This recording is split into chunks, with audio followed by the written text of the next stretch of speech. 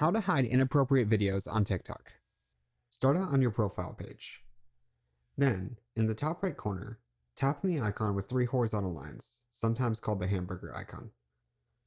Tap on Settings and Privacy, or just look for the gear. Then, scroll down to the Content Display section and tap on Content Preferences.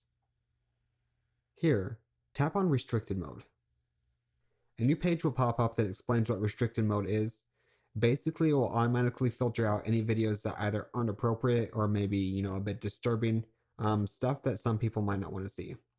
So just tap the turn on button to turn it on. It's going to ask you to set a passcode. This can be useful if you're a parent wanting to set sort of, parental controls for TikTok for these sort of videos, or if you just want, more security to turn it off or on. Since I'm going to probably turn this back off again, I'm just going to set it to 1, 2, 3, 4. And then tap on Next. Now you'll need to confirm it again. Then tap Set. TikTok may give you this little survey here. You can just ignore it or, tap an option if you want to. And there you go. If you want to turn it back off again, just come back to this page and tap Turn Off. Tap in your passcode. Tap Next. And there you go. Before you click away, check this out.